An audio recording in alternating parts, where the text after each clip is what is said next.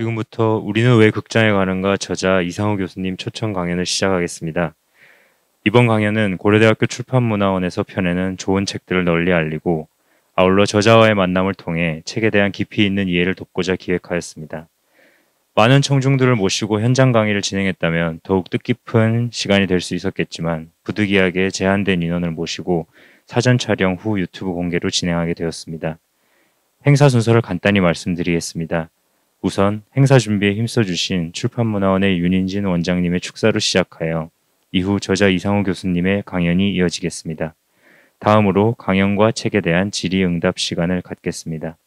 그럼 우선 윤인진 출판문화원 원장님의 축사가 있겠습니다. 안녕하십니까. 이 자리에 참석해 주신 우리 학생분들, 그리고 또 앞으로 유튜브를 통해서 오늘 저자와의 대화의 동영상을 보실 구독자들께도 우선 감사의 말씀을 드립니다. 우리 출판문화원에서는 저자와의 대화를 통해서 이 독자와 저자 간의 소통을 좀 더 원활히 하고 이러한 저자와의 대화의 콘텐츠를 통해서 책에 대한 이 관심과 이해를 높여서 결국은 책을 다시 읽게 만드는 그러한 선순환의 구조를 만들고자 우리가 이 행사를 진행하게 되었습니다. 영국의 대문호인 셰익스피어는 온 세상은 무대이고 모든 여자와 남자는 배우일 뿐이다. 그들은 등장했다가 사라진다라고 이 얘기를 했었죠. 또 미국의 사회심리학자인 상징적 상호작용론의 이론가인 어빙 고프만은 그의 책 The Presentation of Self in Everyday Life, 그래서 일상생활의 자아의 연출이라고 하는 책에서 바로 일상생활을 하나의 무대로 보고 사람들이 서로 간의 상호작용을 일종의 연극에 비유를 했습니다. 그래서 자신의 좋은 면을 이 무대의 전면에서 보여주고 남들에게 보이고 싶지 않은 자신의 고유한 사적인 영역은 무대의 뒷면에서만 이렇게 드러내는 이런 식으로 자신의 인상 관리를 한다라고 얘기를 했죠. 그래서 이렇게 연극이라고 하는 것은 공연 예술의 한 장르이지만 우리 인생과 아주 밀접하게 이렇게 연관을 맺어가는 하나의 영역이라고 볼 수 있겠습니다. 지금 우리가 코로나19로 인해서 예전 같으면 이 CCL 라이브러리에 더 많은 사람들이 참석을 해서 이 저자와 또 독자 간에 더 긴밀한 소통을 할 수 있었을 텐데 이렇게 온라인을 통해서 하게 돼서 아쉽게 생각을 합니다.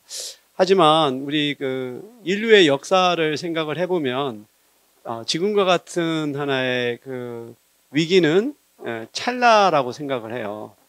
그래서 우리말에도 이런 말이 있죠. 이 또한 지나가리라. 또 영어에서도 life should go on 하듯이. 그래서 이렇게 어려운 시기라고 해서 우리가 모든 것을 중단하고 그럴 것이 아니라 우리가 좀 추운 겨울에 열심히 준비해서 따뜻한 봄이 오면 우리가 꽃을 피우듯이 그래서 이러한 코로나 상황에서라도 이런 저자와의 대화와 같은 이런 지적인 우리가 활동은 계속해야 한다라고 생각합니다. 오늘 우리가 모신 이상우 교수님은 국어국문과 교수시면서 저하고 또 테니스 회원으로 아주 막역한 사이인데요. 고려대학교의 핵심 교양 과목으로 연극의 이해라고 하는 과목을 오랫동안 가르치면서 축적된 성과를 이번에 이렇게 책으로 내게 되었습니다. 그래서 직접 우리가 저자분을 모시고 이 책의 주요 내용을 함께 우리가 생각하고 토론할 수 있는 귀한 시간을 갖게 돼서 매우 기쁘게 생각을 합니다. 그러면 여러분 좀 열심히 또 참여하시고 많은 것을 배울 수 있는 유익한 시간이 되기를 기대합니다. 네, 감사합니다. 안녕하세요. 네, 고려대 국문과 교수 이상우라고 합니다. 제가 이번 8월에 우리는 왜 극장에 가는가라는 책을 출판했는데요. 이 책은 방금 이제 출판문화원장님께서 말씀하셨듯이 핵심 교양 과목 연극의 이해, 그 교재를 목적으로 해서 만들었습니다. 이 책은 뭐 물론 이제 제가 그 고려대학교에 그 부임해서 지금 13년 동안 연극의 이해를 강의해 왔는데 그동안 제가 이제 강의했던 그 경험과 그 지식 이런 것을 이제 담은 책이라고 할 수 있겠습니다. 네, 그래서 제가 오늘 여러분들한테 이제 들려주고 싶은 이야기는 뭐 연극에 대한 어떤 일반론입니다. 그런데 이제 연극에 대한 일반론을 이야기하면 참 재미가 없죠. 어떤 주제가 없으니까요, 그죠? 그래서 제가 나름대로 주제를 한번 만들어봤어요. 근데 그 주제가 바로 앞에 여기 써 있는 관객은 왜 중요한가라는 것이 주제입니다.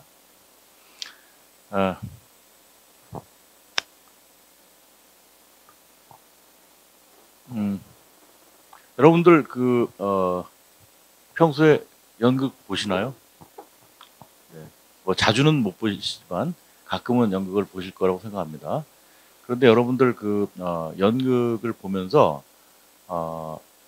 관객이 중요하다라는 생각을 해보신 경험이 있나요? 네. 해보신 경험이 있다라는 반응을 보이신 분들이 있는데 그렇게 생각하신 분이라면 연극의 본질을 제대로 이해하고 있다라고 말씀드릴 수 있을 것 같아요. 관객이 왜 중요한가라는 것을 이해한다라는 것은 연극의 핵심을 이해하고 있다라는 의미와 다를 바 없다라고 생각합니다. 그게 이제 오늘 제가 뭐 강연할 내용의 주제다 이렇게 말씀드릴 수 있습니다.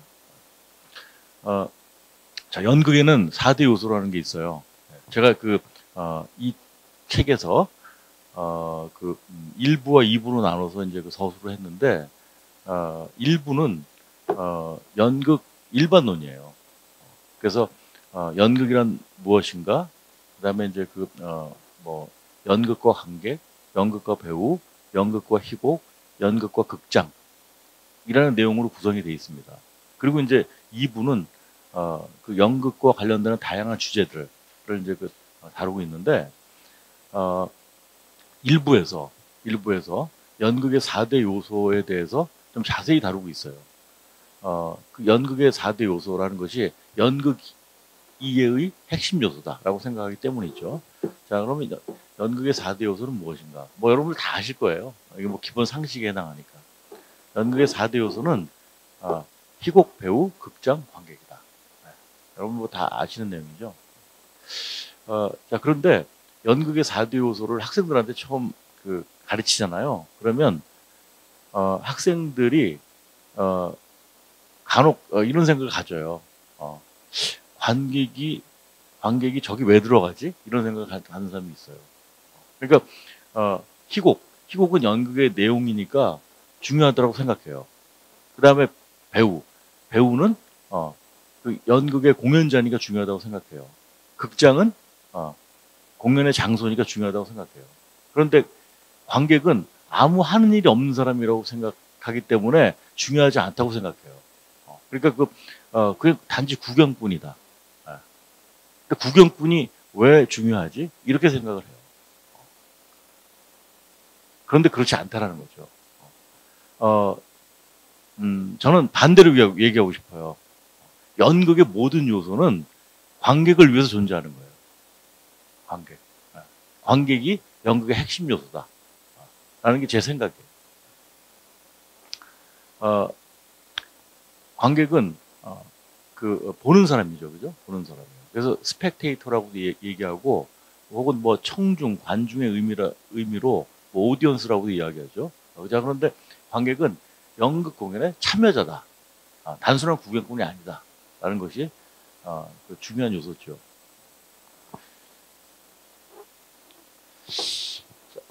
자, 관객의 중요성을 이해하기 위해서는 연극이라는 용어에 대해서 한번 살펴볼 필요가 있어요.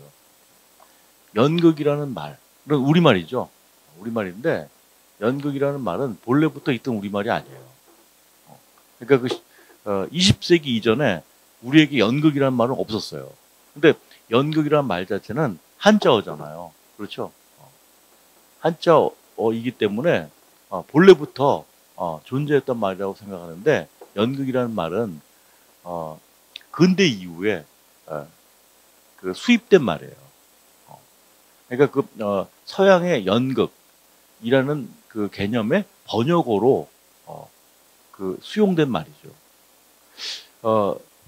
연극은 서양의 연극에 해당하는 그 플레이, 드라마, 시어터라는 용어의 번역어로 성립된 언어예요.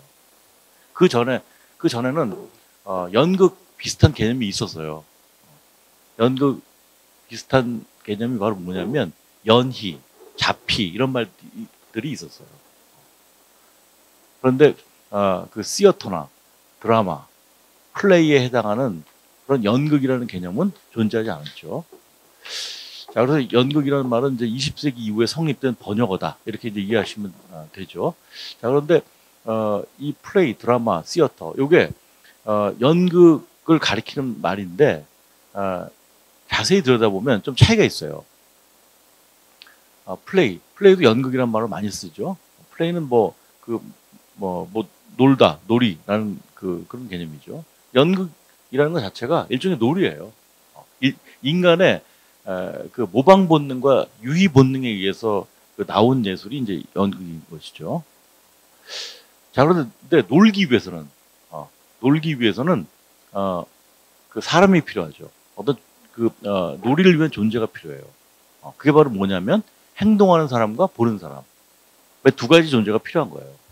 그런데 그 행동하는 사람이 바로 배우죠. 그죠? 그 다음에 보는 사람이 관객이에요. 그래서, 배우와 관객이 존재해야지 연극이 성립될 수 있는 거죠. 자, 그런데, 이 드라마라는 말 자체가 이게 고대 히라보에서 왔어요. 근데 어원이 뭐냐면 드로메넨이라는 말인데, 드로메넨이 제사장의 행동을 가리키는 말이에요.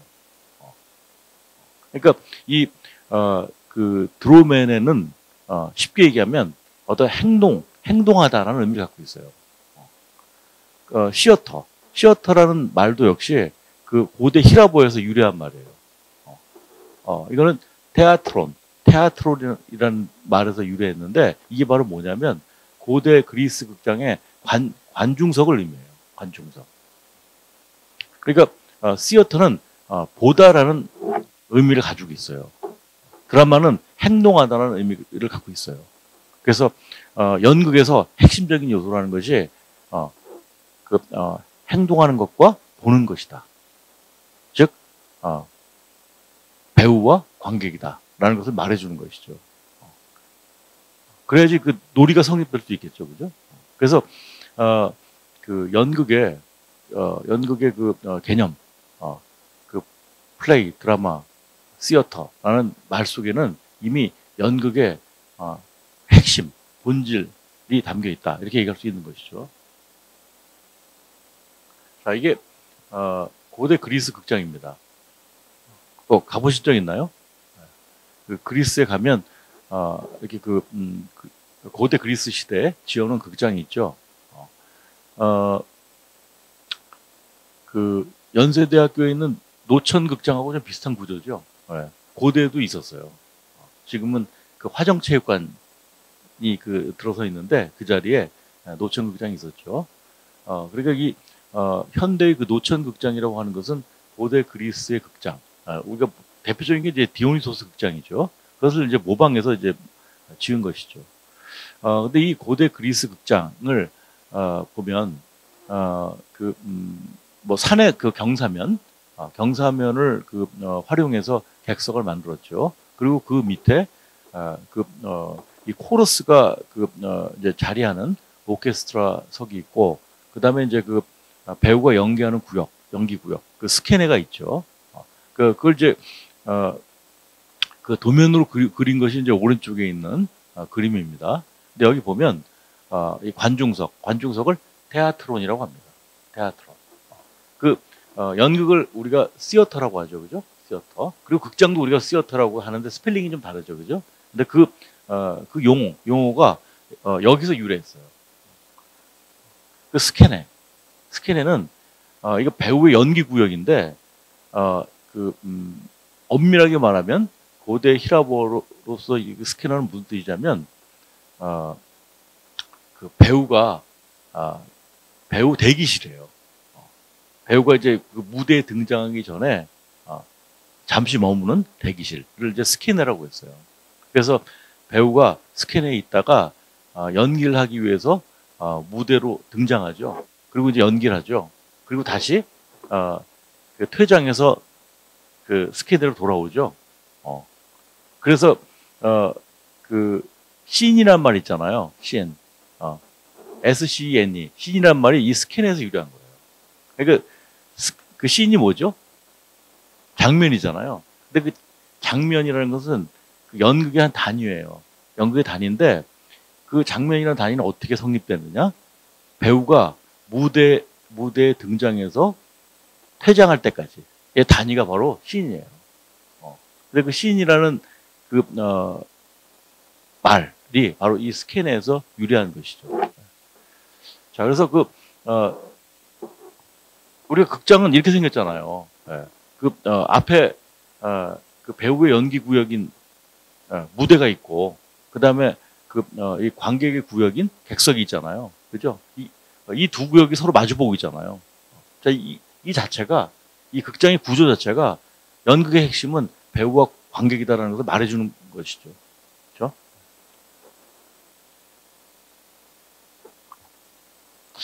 자, 연극의, 그 2대 요소.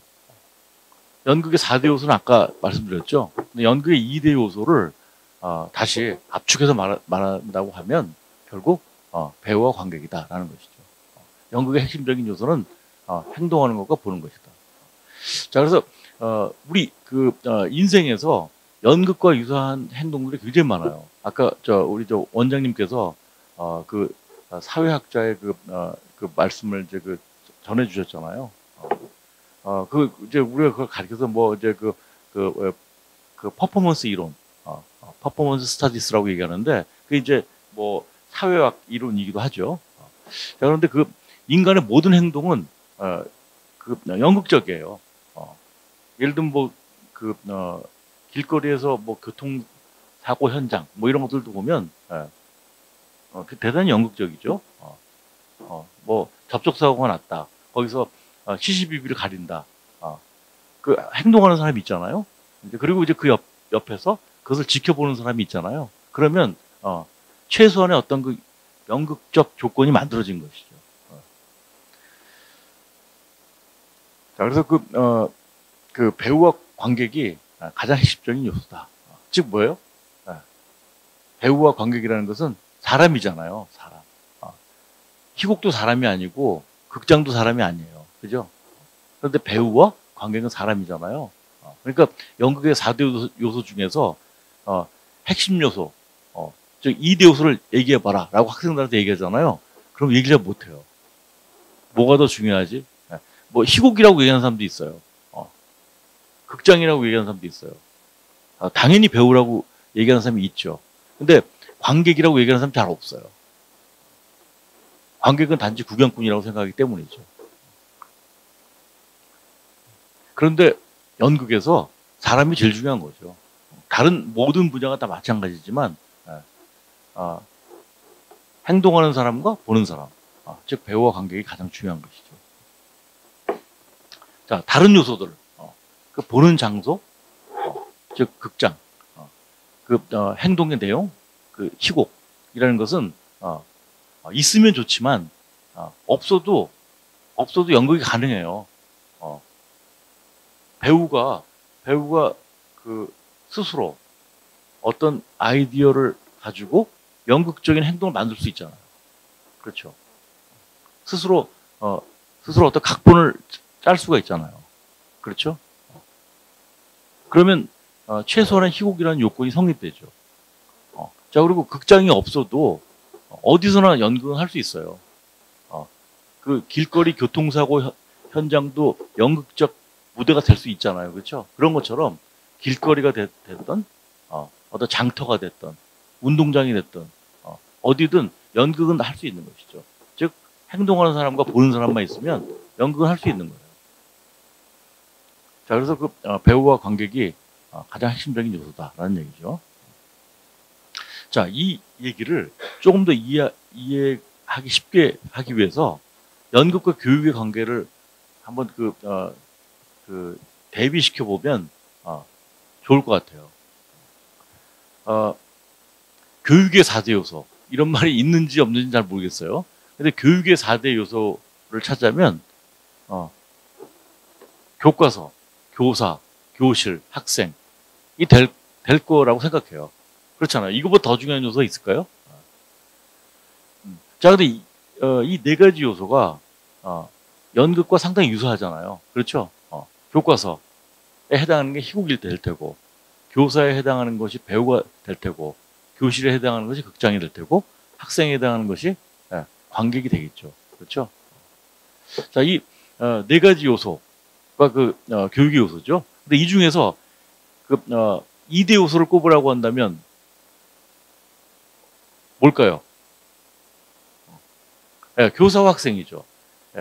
제가 학생들한테 연극의 이해 시간에 연극의 그 4대 요소에 대해서 이야기하고 연극의 2대 요소를 그 중에서 골라봐라 얘기하면 잘 못 골라요. 그런데 교육의 4대 요소를 얘기해주고 교육의 2대 요소를 꼽아보라고 하면 얘기 잘해요. 교사와 학생이라고 답이 금방 나와요. 근데 교육은 그만큼 글쎄요. 우리한테 친숙한 것이어서 그런지 더 잘 이해를 해요. 교사와 학생의 핵심 요소라는 것을. 근데 연극은 그렇게 생각을 안 해요. 자, 연극에서 핵심적인 요소는 교사와 학생, 즉 교육자와 학습자죠. 그렇죠? 그 핵심적인 요소예요. 다른 무엇보다 중요하죠. 자, 그런데 그 중에서도 뭐가 더 중요할까라는 걸 한번 생각해 볼 필요가 있어요. 물론 둘 다 중요해요. 그죠? 둘 다 중요하지만 요새 물론 그 교육에서 학습자 중심주의라는 말도 있지만 사실 교육이라는 것은 학습자를 위해서 존재하는 거예요. 그러니까 교육자가 자기 혼자 자기가 공부한 걸 뭐 이렇게 앞에 나와서 이렇게 설파하기 위해서 교육하는 게 아니잖아요. 그렇죠? 그 학습자가 무언가를 그 교육의 내용을 잘 이해하기 위해서 그 교육자가 존재하는 것이죠. 그것과 마찬가지로 연극에서도 연극의 모든 요소는 관객을 위해서 존재한다는 거예요. 지금 이곳 극장에 현존하는 관객, 그 관객을 위해서 연극의 다른 요소들이 존재한다는 것이죠. 자, 그래서 그 연극과 교육의 그 유비 관계 이걸 생각해 보면 관객의 중요성을 이해하는데 도움이 된다. 자, 이건 뭐 교실 수업의 사진이죠. 자, 근데 물론 여기서 말하는 교육이라는 것은 교실 수업을 얘기하는 거예요. 교실 수업. 교실 수업의 구조를 이렇게 보면 이 사진을 통해서 보면 연극과 유사하죠, 그죠? 무대에 해당하는 이런 교단도 있고 그렇죠. 뭐 이렇게 무대와 그 객석의 구조와도 뭔가 이게 비슷한 모양이 있죠, 그죠? 요즘 코로나19 때문에 우리가 대면 수업, 교실 수업을 잘 못하죠. 그래서 온라인 수업을 하죠, 그죠? 그런데 온라인 수업에도 종류가 있죠. 그러니까 이제 뭐죠? 쌍방향 어떤 소통이 가능한 그런 뭐 줌과 같은 이런 형태의 수업이 있는가 하면 뭐 녹화 강의도 있잖아요. 그런데 녹화 강의는 쌍방향 소통이 안 되죠. 그렇죠. 그래서 녹화 강의라는 것은 그것도 교육의 일종이죠. 근데 그건 드라마로 비유하자면 이거는 영화나 TV 드라마에 가까운 거예요. 그렇죠? 일방향 소통이잖아요. 그렇죠? 그런데 교실 수업이라고 하는 것은 연극과 매우 유사하죠. 같은 시간, 같은 장소에 교육자와 학습자가 공존하고 있죠. 같은 공기를 마시면서 서로 소통하고 있죠. 그러면서 교육이 이루어지잖아요, 그죠? 그래서 교실 수업은 그 연극과 대단히 유사한 것이죠, 그죠? 자, 관객이라는 존재. 여러분들 중에 아마 10중 8구는 관객하면은 이런 이미지를 갖고 있을 거예요. 불 꺼진 객석에 앉아서 이 환한 무대 위에 펼쳐진 그 누군가의 삶을 몰래 엿보는 존재, 그죠? 이런 이미지 갖고 있잖아요.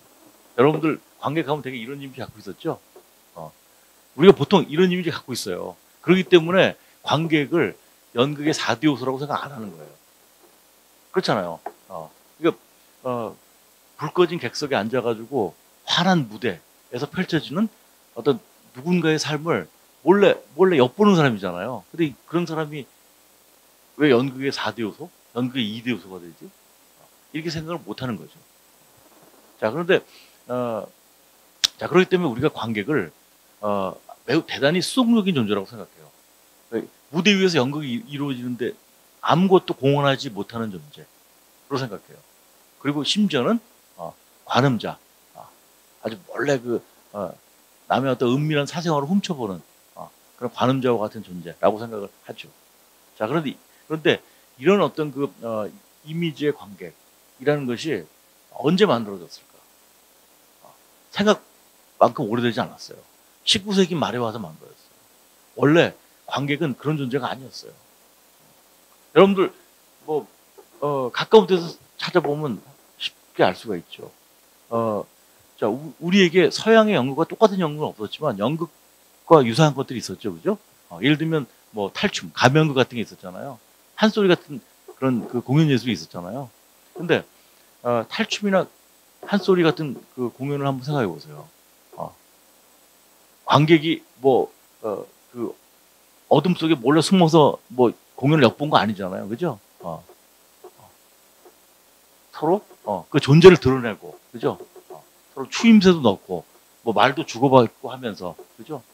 또 공연이 끝나면 같이 관중이 무대 속에 들어가서 광대 배우들하고 같이 한데 어우러져서 춤도 추고, 그렇게 어떤 공연 공동체가 됐잖아요. 근데 과거의 관객, 근대 이전의 관객은 되게 그런 존재였어요. 자, 그런데 이렇게 수동적인 존재, 관음자와 같은 그런 관객이라는 것은 이 근대 이후에 만들어진 거예요. 우리는 보통 연극이라고 하면 어떤 연극을 생각하고 있죠? 되게 이제 이 무대, 이 프로시니엄 아치라고 이제 얘기하는데 이게 좀 전문적인 용어죠. 근데 이건 뭐냐면 액자틀 무대라고 얘기해요. 되게 우리가 극장에 가잖아요. 그러면 아주 전통적인 극장은 액자틀이 있어요. 자, 예를 들면 이제 이런 극장이 있잖아요, 그죠? 앞에 보면 이게 무대가 있는데 무대에 보면 무대 외곽에 액자와 같은 틀이 있죠, 그렇죠? 액자와 같은 틀이 있어요. 이 액자 틀을 우리가 이 프로시니엄 아치라고 얘기해요. 프로시니엄 아치. 그런데 이 프로시니엄 아치, 이 액자 틀을 통해서 마치 우리가 회화를 감상하듯이 타인의 삶을 들여다보는 거예요. 이게 바로 근대 이후에 만들어진 사실주의 연극이에요. 근데 우리 머릿속에 연극이라는 것, 무대라는 것은 되게 이런 의미를 갖고 있잖아요. 근데 이것은 19세기 말 이후에 이제 만들어진 것이라는 거죠. 자, 구체적으로 얘기하면 헨리 깁센으로부터 시작돼요. 헨리 깁센 하면 인형의 집, 유령, 민중의 적 이런 작품도 유명하잖아요. 이런 작품들이 처음 등장한 게 1870년대부터예요. 이 시기가 바로 사실주의 연극의 기점이 돼요. 이때부터 시작해서 사실주의 연극이 시작이 됐고 그리고 오늘날까지 사실주의 연극이 대체로 그 주류를 형성하고 있어요. 그리고 이제 그 이후에 영화라는 매체가 등장하고 또 텔레비전 드라마라는 매체가 등장하죠. 이 새로운 매체도 마찬가지예요. 이 사실주의 연극을 응용해서 만든 것들이죠.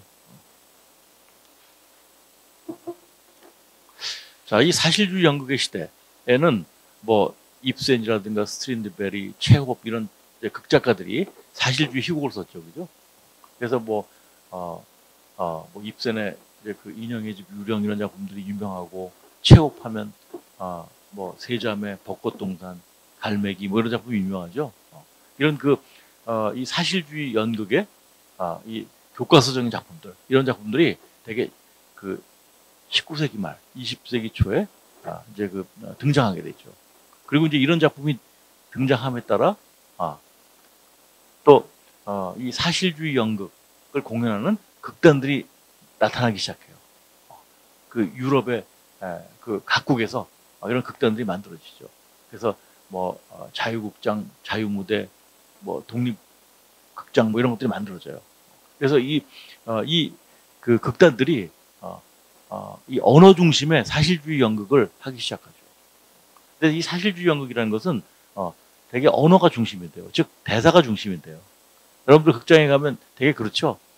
대사가 중심이잖아요. 그죠? 그래서 그 대사에 귀 기울이지 않으면 연극의 내용을 제대로 이해하기 어렵잖아요. 그죠?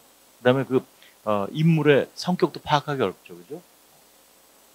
그래서 현대 연극은 이 언어 중심의 사실주의 연극이 100년 넘게 이어지고 있다. 이렇게 얘기할 수 있어요. 그리고 이제 사실주의 연극이 성립되니까 또 이 사실주의 연극의 연출가들이 등장하죠. 그래서 뭐 앙뚜아느, 오토 브람, 뭐 스타니슬라브스키와 같은 이런 그 사실주의 연출의 대가들이 이제 등장을 해요. 자, 그런데 이 사실주의 연극이라는 것은 핵심이 뭐냐면 일루셔니즘이에요. 일루셔니즘을 추구한다라는 것이에요. 즉 무대 위에 실제 삶을 마치 재현하는 것과 같은 연극 이런 거를 우리가 환영주의 연극 혹은 환각주의 연극이라고 해요. 자, 아까 우리가 봤던 이 사진이 이런 거죠. 이 액자틀 무대 안에서 벌어지는 그 삶이 마치 사실인 것처럼 실제인 것처럼 착각을 불러일으키는 거죠. 이런 게 바로 환각주의 연극, 일루셔니즘 연극이라고 얘기하는 거죠.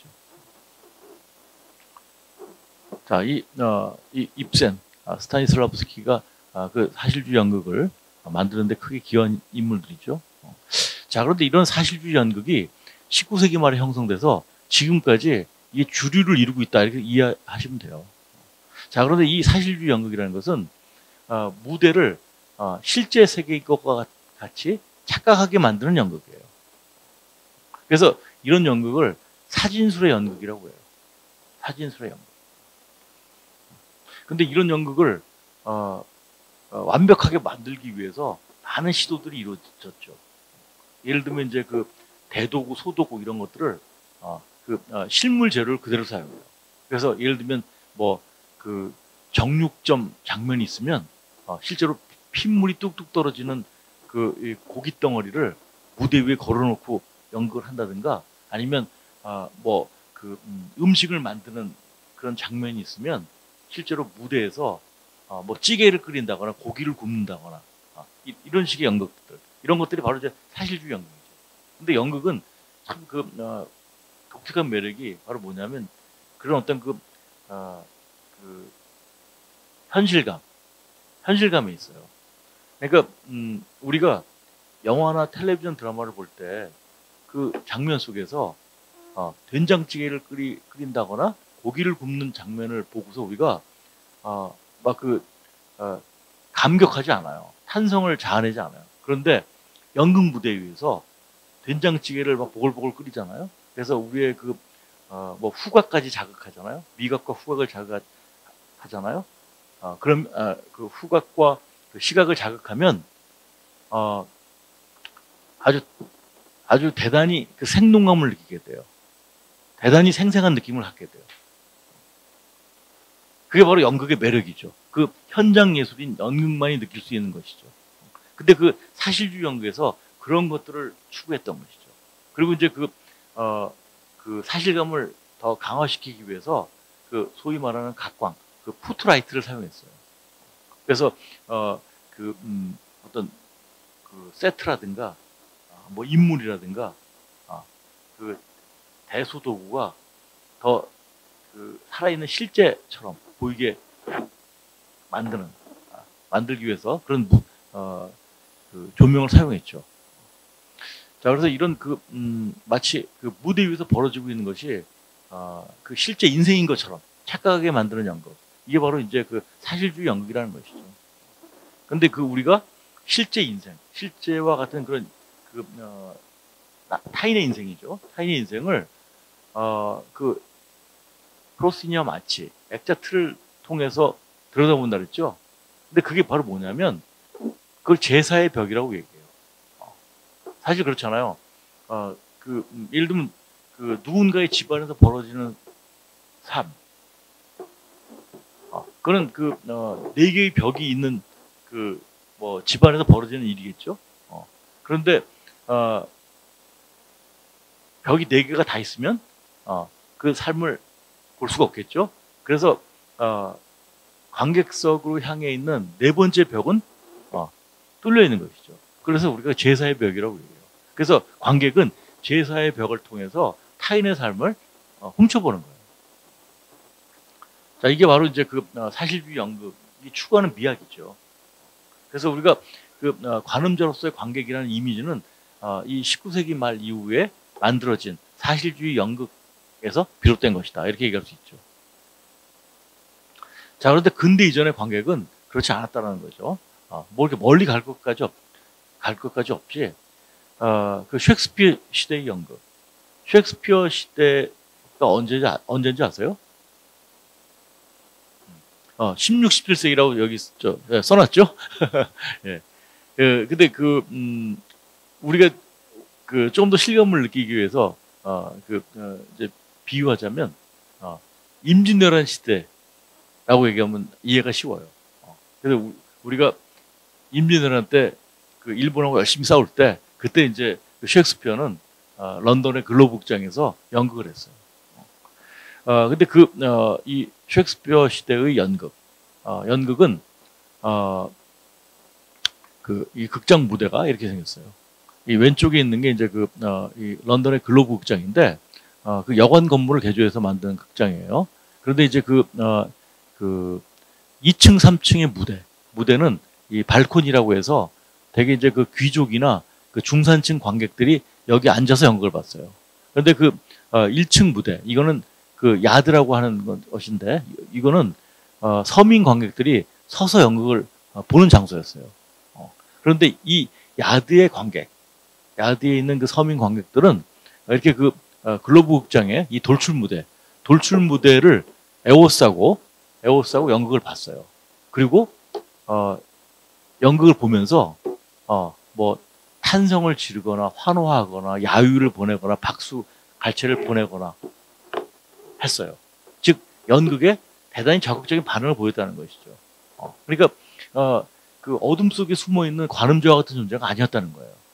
여러분들 그 셰익스피어인 러브라는 영화가 있어요. 그 영화가 셰익스피어를 주인공으로 해서 만든 영화인데 그 영화에 보면 그 당시에 글로브 극장의 이 공연 실태를 잘 볼 수가 있어요. 그러니까 이 16, 17세기의 셰익스피어 시대의 연극에서 그 관객도 그 관음자와 같은 존재가 아니었다는 거죠. 그 공연에 적극 참여하는 그런 적극적인 존재였다. 능동적인 존재였다라는 것이죠. 한국의 가면극 마찬가지죠. 옆에 그 마당극 공연이 있죠. 여기도 보면 어때요? 그 배우가 관객에게 말을 걸어요. 그렇죠? 관객은 또 거기에 맞춰서 또 대거리를 하죠. 이렇게 그 배우와 관객 사이에 그 적극적인 어떤 의사소통, 그 관객의 능동적인 어떤 그 참여가 이루어지는 공연이 이제 이루어졌다는 거죠. 그렇죠? 이게 바로 이제 근대 이전의 관객이에요. 중국이나 일본은 근대 이전에 그 실내 극장이 있었어요. 그런데 그 극장에서 관객들은 뭐 차를 마시거나 음식을 먹으면서 공연을 관람했어요. 자, 이렇게 그 관객은 더 이상 어둠 속에 숨어 있는 존재가 아니었다는 거죠. 일종의 어떤 공연 공동체, 극장 공동체로서 그 공연에 적극적이고 능동적으로 참여하는 존재였다는 것이죠. 네. 자, 그런데 이 근대 이후에도 변화가 와요. 대개 20세기 중반에 변화가 온다. 즉 반사실주의 연극이라는 게 등장해요.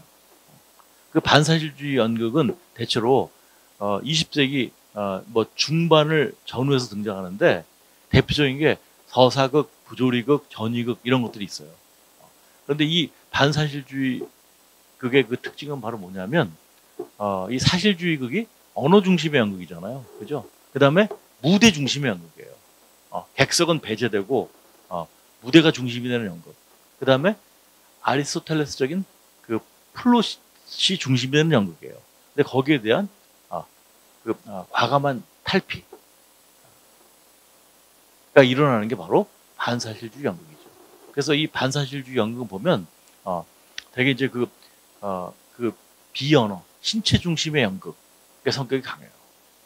그 다음에 배우 중심에서 관객 중심으로 이동하는 연극.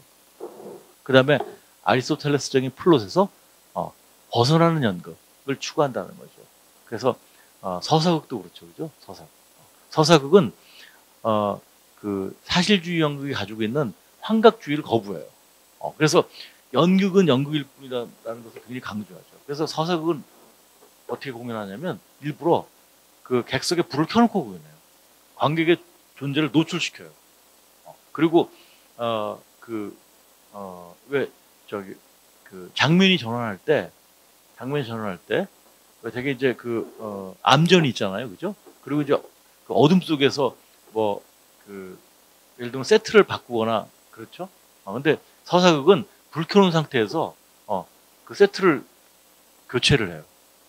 그래서 연극은 연극일 뿐이다라는 것을 드러내놓고 하는 연극이죠. 그래서 환각주의를 의도적으로 거부하는 연극이에요. 그 부조리극은 언어 중심의 연극이 갖고 있는 어떤 그 이성 중심주의 이런 걸 이제 거부하는 것이죠. 그 전위극도 마찬가지예요. 전위극은 뭐냐면 이건 되게 이제 1950, 60년대 이후에 그 서양에서 이제 등장한 연극인데 그 동양 연극에 대한 그 관심에서 시작돼요. 그 동양 연극에 대한 관심이라는 건 바로 뭐냐면 이 이성 중심, 언어 중심의 사실주의 연극에 대한 거부. 그래서 그 동양 연극이 가지고 있는 이 관객성, 즉 극장주의로 회귀하자는 운동으로 일어나는 연극이 바로 전위극이에요. 그래서 20세기 중반 이후에 이런 반사실주의 연극이 유행하기 시작해요. 그래서 지금은 이런 사실주의 연극과 반사실주의 연극이 서로 이제 이제 접목 되고 이제 교차하는 그런 연극이다라고 이제 이해하시면 돼요. 자, 이런 반사실주의 연극이 등장함에 의해서 관객에 대한 새로운 인식을 갖게 됐다라는 거예요. 자, 이제 관객성에 대한 재인식을 갖게 됐다. 그래서 반사실주의 연극에서는 보면 나타나는 중요한 특징이 관객이 연극 공연에 아주 적극적으로 참여해요. 자, 이 사진에 보면 어때요? 그 배우가 관객한테 적극적으로 말을 걸죠. 배우가 거기에 응대하죠. 이러면서 무대 중심주의, 무대 중심의 환영주의 연극이 아니라 무대와 객석이 서로 교류하고 소통하는 극장주의 연극, 의 방향으로 이동하는 게 바로 현대 연극의 흐름이다. 이렇게 이해하면 되죠. 자, 그럼 현대 연극에서는 관객을 어떻게 활용하고 있는가? 두 편의 연극의 그 사례를 통해서 살펴보기로 하죠. 왼쪽에 있는 그 사진이 트로이의 여인들이라는 연극이에요. 이 연극은 뉴욕의 라마마 극단이 공연한 작품이에요. 근데 지금 보면 뭐 이건 그 고대 그리스 비극이에요. 그런데 뭐 이 트로이 전쟁 이야기를 다루고 있는 그런 연극이죠. 근데 이 배우들이 지금 연기하는 장소가 어딜까요? 객석이에요. 객석에서 공연하는 거예요, 배우들이. 그럼 관객은 어디 있을까요? 무대에 서 있어요. 무대. 제가 이 공연을 보면서 놀랬던 게 뭐냐면, 극장에 딱 들어갔어요. 들어갔는데, 객석이 없어요. 객석이 없어. 객석 주변에 이렇게 검은 커튼을 쭉 쳐놨어요. 그리고 이제 이 가운데, 무대 위에 관객들이 서 있어요. 그래서 이제 연극이 시작되기를 기다리고 있죠. 근데 갑자기 연극이 시작되면 커튼이 쫙 열려요. 그럼 그 배우들이 객석에서 나타나요. 근데 이제 그리스군들, 고대 그리스 병사들이 창을 들고 나타나요. 나타나서, 무대로 들어와요. 그래서 창을 들고 관객을 에워싸요. 그래서 관객을 여기저기로 막 밀고 다녀요. 밀고 다녀. 그리고 이제, 이 트로이의 포로들을 실은 수레가 또 무대 한가운데를 막 휘젓고 다녀요. 그래서 졸지에 관객이, 이 트로이의 시민들이 돼버리는 거예요. 그래서, 관객이 아주 자연스럽게, 연극에 참여할 수 있게 만드는 연극이죠. 이게 바로 트로이의 여인들의 연극이에요. 그 다음에 이제 오른쪽에 있는 사진은 한국 작품이죠. 카덴자라는 연극이에요. 이렇게 뭐 형틀에 묶여서 고문당하는 여성이 있죠. 이 여성은 관객이에요. 그러니까 이 시대는 세조 때예요. 세조 때 사육신이 이제 붙잡혀서 형틀에 묶여서 세조에게 고문당하는 이야기를 다루고 있는 연극이에요. 그래서 이제 그런 장면이 진행이 되다가 갑자기 형리들, 창을 든 형리들이 갑자기 객석으로 들어와요. 들어와서 이렇게 객석을 휘젓고 다니다가 여성 관객 한 명을 끌고 나와요. 그래서 사육신 옆에 똑같이 묶어놓고 사육신하고 똑같이 고문을 해요. 이게 카덴자는 연극이에요. 물론 이 관객은 진짜 관객이 아니고 관객으로 가장한 배우예요. 그렇긴 하지만 어쨌든 이 관객성 이라는 것을 적극적으로 활용한 연극이죠. 그래서 관객의 어떤 능동적인 참여를 이끌어내는 연극이죠. 그래서 연극의 공간을 무대로 제한하지 않고 객석으로까지 확대하는 그런 연극. 이런 연극을 이제 극장주 연극이라고 이야기하는데, 이런 극장주 연극을 추구하는 게 현대 연극의 하나의 추세다, 이렇게 얘기할 수 있죠. 예, 연극이라는 예술은 그러면 어떤 특징을 갖고 있는가? 뭐 크게 세 가지를 얘기할 수 있을 것 같아요. 이 세 가지를 이해하면 연극의 본질을 우리가 이해했다라고 얘기할 수 있을 것 같아요. 살아있는 배우를 갖고 있다라는 거죠. 자, 이때 살아있는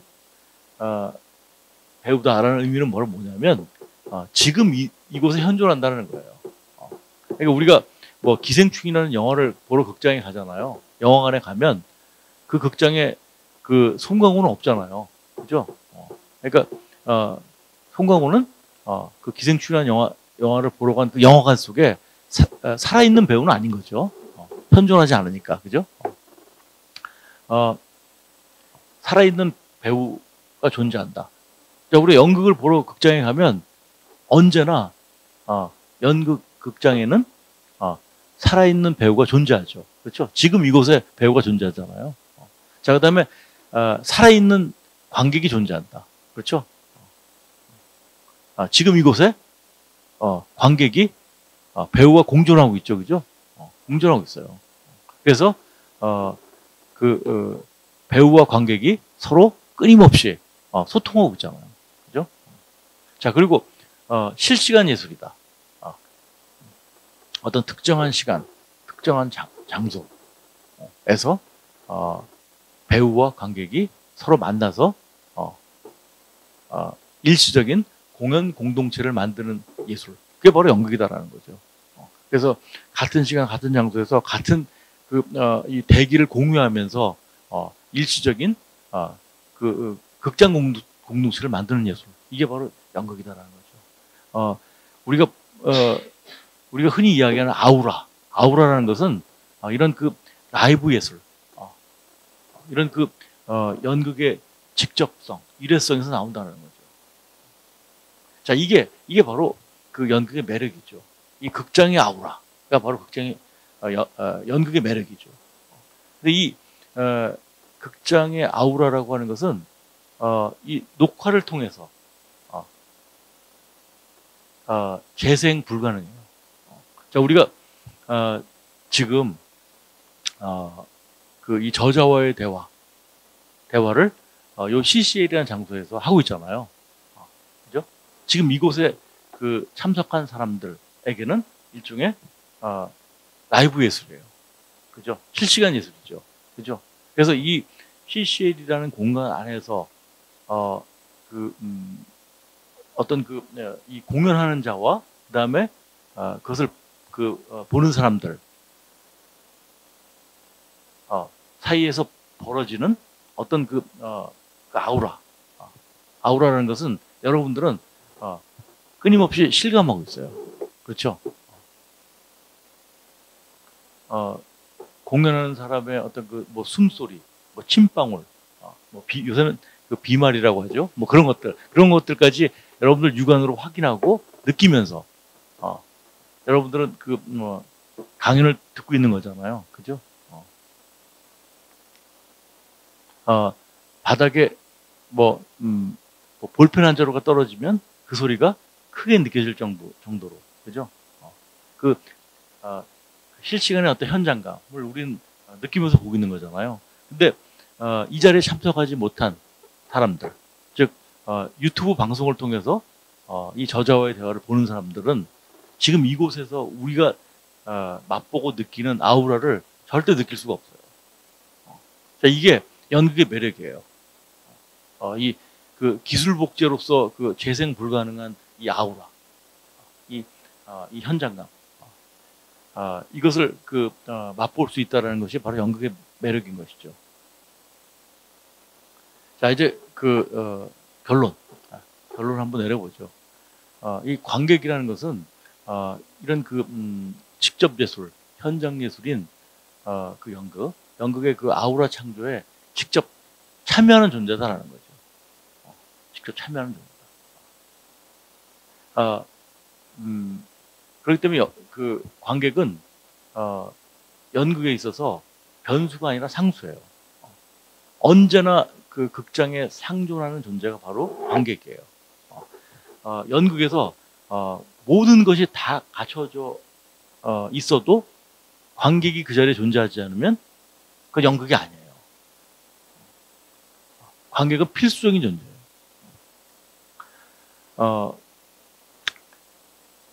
자, 이렇게 관객은 우리가 연극이라는 예술을 이해하는데 핵심 요소가 되는 것이다. 그래서 연극, 공연 예술의 특징을 이해하려면 관객의 중요성을 이해해야 된다라는 게 오늘의 결론입니다.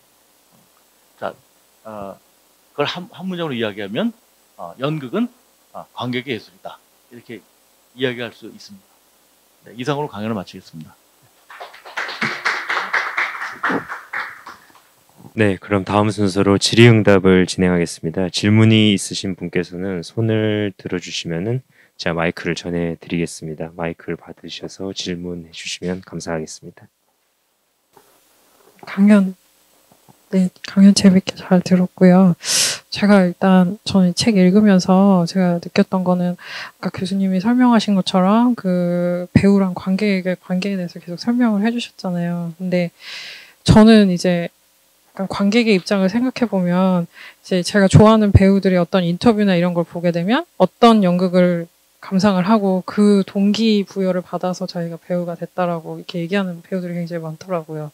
그래서 저는 관객의 어떤 아까 말씀하신 것처럼 어떤 극을 이렇게 뭐 향유하고 그걸 즐기는 사람일 수도 있겠지만 어떻게 보면은 잠재적인 배우가 될 수도 있지 않을까라는 생각을 좀 저는 되게 많이 하게 돼서 꼭 그렇게 경계를 나누기보다는 한 자기가 또 이 관객이 그게 몰입을 하다 보면 또 배우가 되고 싶은 어떤 이런 꿈을 키울 수도 있기 때문에 저는 어떤 관객도 세미 배우라고 그냥 이렇게 좀 생각을 하기도 했었거든요. 그래서 그거에 대해서 교수님은 어떻게 생각하시는지 좀 궁금합니다.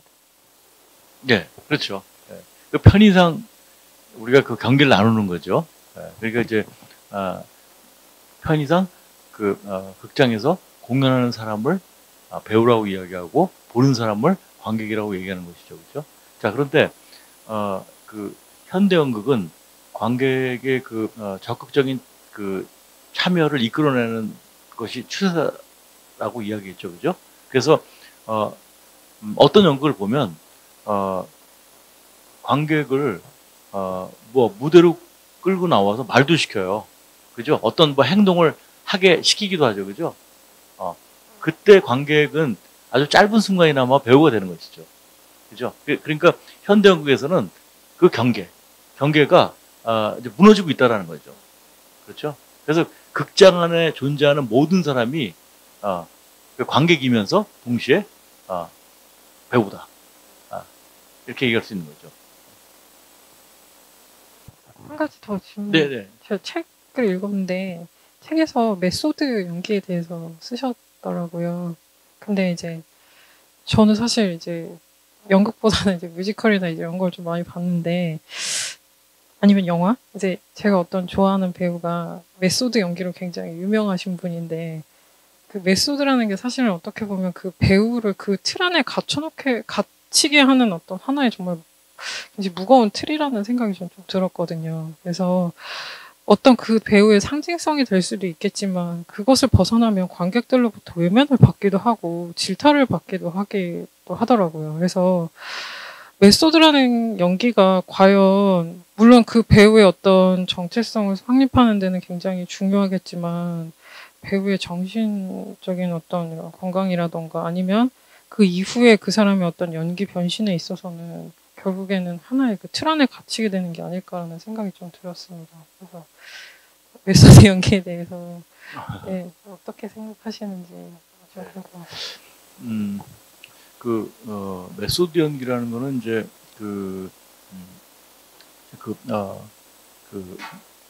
미국에서 이제 만들어진 일종의 어떤 그 연기 시스템인데, 그 메소드 연기의 그 원류는 모스크바 예술극장의 연출가 스타니슬라브스키가 만든 스타니슬라브스키 시스템이죠. 그 스타니슬라브스키 시스템인데 그 스타니슬라브스키 시스템이라고 하는 것은 사실주의 연기의 방법론이에요.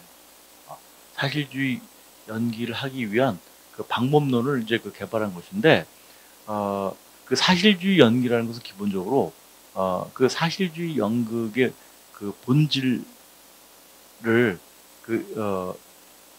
외적으로 재현하는 거잖아요. 그죠? 그래서 뭐냐면 마치 연기가 아니라 실제 삶을 보는 것과 같은 연기를 이야기해요. 그래서 그런 연기를 하기 위해서는 그 배우의 어떤 그 행동의 어떤 그 내적 동기를 배우의 내면에서 끌어내야 한다라고 하는 것이 스타니슬라브스키 시스템이라는 그 연기 그 방법론이에요. 근데 그것이 이제 그 이후에 미국에 건너와서 그게 이제 메소드 연기가 된 것이죠. 그래서 뭐냐면 그 일종의 어떤 그 방법론은 굉장히 뭐라고 할까, 어떤 그 과학적이죠. 과학적인데 그것이 이제 외적으로 표현되는 방식은 자연스러움을 추구한다는 것이죠. 그래서 우리가 왜 텔레비전 드라마 같은 거 보면 배우들의 연기를 보면 마치 그 실제 인생같이 느껴지잖아요, 그죠? 어떤 자연스러움, 이런 게 느껴지잖아요. 그런 연기가 바로 사실주의 연기예요. 근데 그 사실주의 연기에 그 방법론을 이론적으로 확립한 게 바로 이제 지금 얘기한 그 메소드 연기라는 거죠. 근데 이제 그런 거하고 비슷해요. 제가 책에서 그런 표현을 쓴 게 있는데, 왜 우리가 놀이공원에 가면, 왜 그 호수에 오리배 같은 거 있잖아요. 오리배가 이렇게 호수 위에 떠다니는 거 보면, 정말 굉장히 좀 이렇게 아주 편안하고 자연스러워 보이잖아요. 근데 밑에서는 사람이 바로 열심히 이렇게 페달을 밟는 거잖아요. 그죠? 그런 것처럼, 그 사실주의 연기가 겉으로 보면 대단히 아주 자연스럽고 편안하게 보이는데, 그런 연기를 하기 위해서, 그런 자연스러움을 표현하기 위해서는 그 메소드 연기, 그러니까 그런 어떤 과학적이고 기계적인 훈련, 이런 게 필요하다는 거죠. 이게 일종의 예술의 역설이다, 이렇게 얘기해요. 네, 저는 강연을 무척 재밌게 들었고, 처음에 교수님이 연극에 무엇이 중요한 요소일까 했을 때 저는 만약에 그거를 수업 시간에 들었으면 당연히 관객을 생각하지 못했을 하나의 학생이었을 것 같아요. 그러다가 듣다 보니까 관객이 참 연극에서 중요하다라는 것을 깨달아서 좀 그런 부분들이 뜻깊었고, 왜 관객의 참여를 계속 시도하는 연극이 많아질까 생각을 궁금증이 들다가 마지막에 교수님이 현재라는 시간에 대해서 이야기하셨었잖아요. 그런 재현 불가능한. 그래서 요즘에 더 그런 현재를 느끼게 할 수 있다는 점에서 연극이 더 보고 싶고 그 필요성을 매우 실감하게 되더라고요. 요즘에는 매체들이 하도 많고 쉽게 과거의 영상들이라던가 과거에 내가 뭔가 재현하고 싶다면 뭔가 영상 매체로 바로바로 실현이 가능한데, 현재라는 것들을 재현할 때 연극은 그래서 그런 점에서 약간 그 연극의 고유성과 독창성이 확실히 있구나라는 점들을 생각해보게 됐습니다. 그래서 저는 질문이라기보다 그런 연극에서 현재를 계속 중시할 때 어떤 방법들을 쓰면서 또 연기를 하고 이런 것들을 구성을 해내는지 그런 것들이 궁금해요. 예, 좋은 얘기인데요. 그러니까 뭐 공연 예술이 다 그렇지만 그 연극의 중요한 특징이라는 것이 바로 뭐냐면 그 지금 이곳이라는 그 요소가 가장 중요한 것 같아요. 그러니까 지금 이곳에서 예술의 창조와 수용이 동시에 일어난다는 점. 이게 바로 연극이 가지고 있는 특징이죠. 우리가 지금과 같은 영상 매체 시대에 아직까지 연극이 사라지지 않고 존재하는 것은 연극이 가지고 있는 지금 이곳의 아우라라는 그 매력, 그것 때문이 아닐까 싶어요.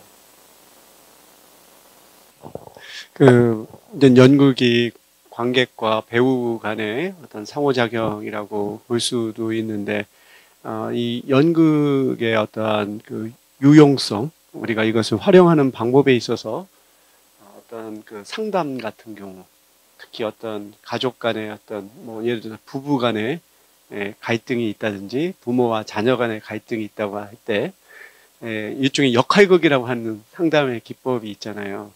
그러니까 그 자신들의 어떤 갈등적인 상황을 실제 이제 재현을 해본다든지, 또는 입장을 서로 바꿔서 남편은 아내의 역할을 맡고 아내는 남편의 역할을 맡고 이 그 대사들을 한번 자기들이 해보면서 평상시에 자기들이 느끼지 못했던 이런 부분들을 연극이라고 하는 하나의 방법을 통해서 상대의 입장에서 볼 수 있게 하는 그런 것들도 굉장히 이 연극을 우리가 활용할 수 있는 방법이 아닐까 싶어요.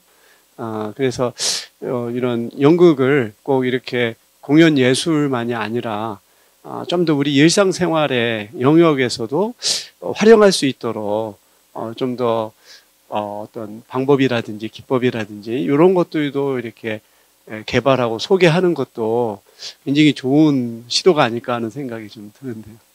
네, 맞습니다. 예. 실제로, 사이코 드라마라는 게 있죠. 그죠? 그래서 연극을 활용해서, 정신병, 정신질환, 이런 걸 이제 치료하기도 하죠. 그리고 이제 상담 심리 분야에서도, 연극 치료, 를 통해서, 이렇게 어떤 문제를 갖고 있는, 이런 사람의 어떤 어떤 부분을 이제 해결하기도 하죠. 예. 그리고 이제 연극은, 많은 분야에서, 활용되고 있는 것 같아요. 그러니까 교육 연극이라는 게 또 있거든요. 그래서 이제 뭐냐면 교육 분야에서, 연극이라는 어떤 매체를 이용해서, 그것도 활용하기도 하고, 그 다음에 이제 정치 분야에서도 활용하기도 하죠. 예, 우리가 북한을 가리켜서 극장국가라고 얘기하잖아요. 그래서 북한이라는 국가는 어떤 대규모 공연을 이제 국가적인 차원에서 하기도 하지만, 여러 가지 어떤 그런 정치적 행사, 이런 것들을 이제 연출해서, 어떤 지도자의 이미지를 이렇게 만들어내기도 하고 하죠, 그죠? 그래서 연극이라고 하는 것이 정치나 교육이나 의료나 상담 심리 등등 여러 분야에서 활용되고 있는 것 같습니다.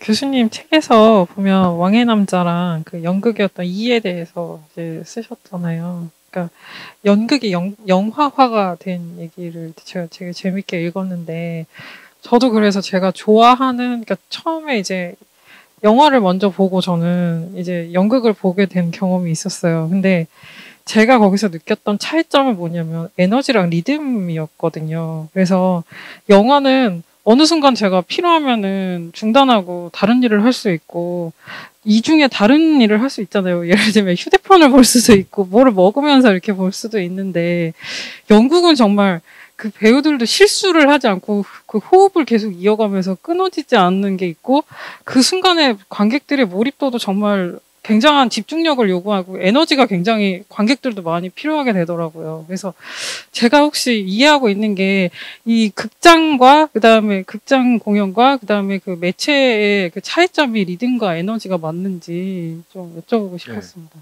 네. 아주 굉장히 좋은 얘기를 하셨어요. 네. 그게 바로 이제 연극의 본질이죠. 연극의 본질이 바로 뭐냐면 현장 예술이라는 점. 현장에서 만들어내는 어떤 아우라, 그죠? 이게 이제 핵심적인 요소라고 했잖아요. 연극이 이제 현장 예술이기 때문에, 그렇기 때문에, 연극을 하는 배우나 연극을 관람하는 관객이, 영화나 텔레비전 드라마에 비해서 훨씬 많은 에너지를 필요로 하죠. 그렇죠. 현장에서 지금 이곳에서 창조와 수용이 동시에 이루어지는 예술이잖아요. 그렇기 때문에 한순간에 어떤 그런 실수도 용납되지 않죠. 그다음에 한순간도 실수가 없죠. 그렇기 때문에 정해진 어떤 시간 동안에 배우나 관객 모두 굉장히 집중해야 되죠. 그러한 점은 현장 예술이기 때문에 그런 것이죠. 네, 더 이상 질문이 없으시면 그럼 오늘 강연은 이것으로 마치도록 하겠습니다. 좋은 말씀 많이 나누어 주신 이상호 교수님께 박수 한번 치면서 강연 마무리하는 걸로 하겠습니다. 네, 고맙습니다.